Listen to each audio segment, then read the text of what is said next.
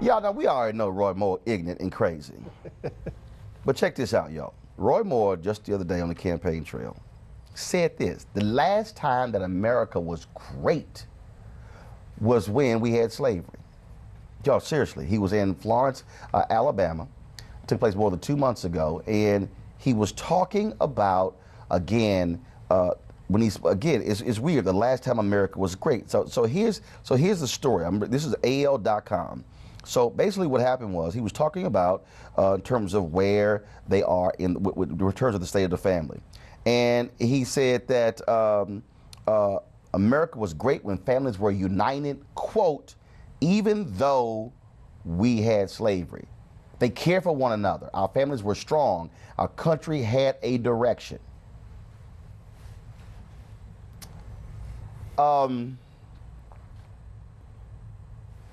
It's unfortunate. No, it's not. It's racist. It's unfortunate, and he should be ashamed. That's his true colors. He should be ashamed. But the sad thing is, he's still going to win with 60% of the vote in Alabama. And the fact is, Alabama has a 25% black population, and even with that, he is still going to win, even with an accusation of being a pedophile, even with a positive statement on slavery, even with pulling a gun out during a campaign rally. Right. And dressing up like Howdy Doody? Yeah, and Right. he's still going to win. Now, at the same rally, he also referred to Native Americans and Asians as reds and yellows, according to the Los Angeles Times. Tiffany, what you have here, first of all, it's stunning to me, you know, well, let's think about this. The last time America was great, because our families were together and we were strong, was during slavery. So ever since, so essentially, when slaves were free, America went to hell. Now remember, Donald Trump has also essentially said how America was great back in the 1950s. See, this is the thing that when you talk about the difference between being black in America, white in America, the Kerner Commission report, 50th anniversary is going to be next year, where they examine the cause of the riots, where they say there are two Americas, one white, one black. This is the case. When you hear that, Bob Dole's campaign against Bill Clinton in 1996, where he kept hearkening back to the old days, black folks are like, dude, they were not great for us. You have white Americans who have this infatuation with how things used to be, as if what was happening to us just as a little side thing.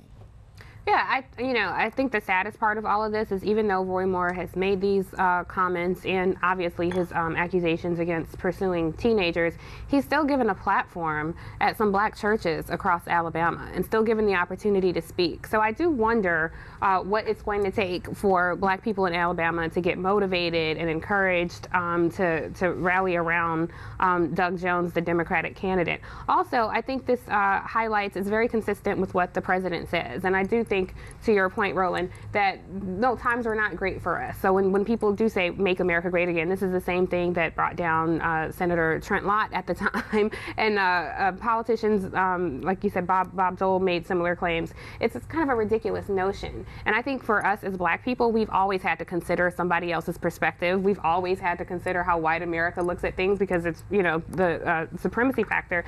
White America never has to do that with black people. Their vision is so tunnel. They never have to personally take on our struggles or what we experience.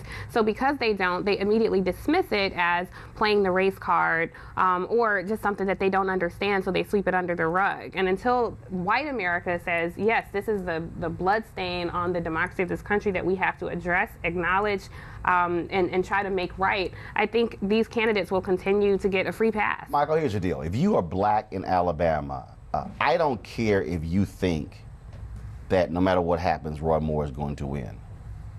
If black folks in Alabama should be saying, we want to see a minimum 75% turnout. Don't care, because the bottom line is, he might not win. You never know how this thing is going to break. You don't know what's going to happen with white women in these suburbs. Are they just going to be so offended by it? But the bottom line is this here, and this is what I don't understand. I don't want to hear anything from any black person in Alabama of all states when it comes to voting.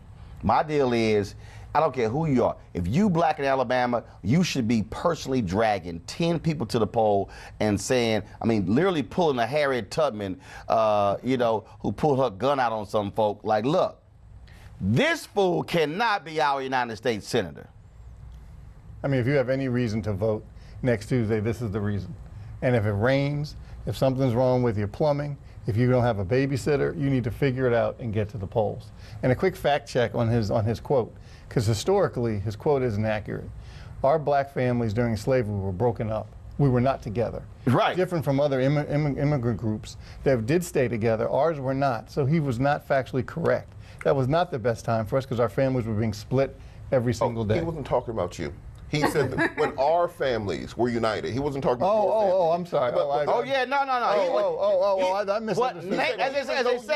As they say, what now one of us he was talking about. But I think it's important to understand how dangerous commentary like this is, because this is often what happens when you're dealing with downtrodden people. Alabama has one of the highest white poverty rates in the country, the lowest health care, lowest educational rates. So what happens with downtrodden groups, if you look at what Germany did in the 1930s, is that you get to nostalgia. You talk about the great empire that was. You talk about Germania. You talk about Charlemagne the Great. You talk about things like that to make people harken back to this mythical time when everything was better. If we can just go back there, that's when extremism rises, and that's what Roy Moore is harkening back to. That's the frightening thing about these discussions. And I really wish white folks in Alabama who know how to read. But if you don't have to, you can actually listen.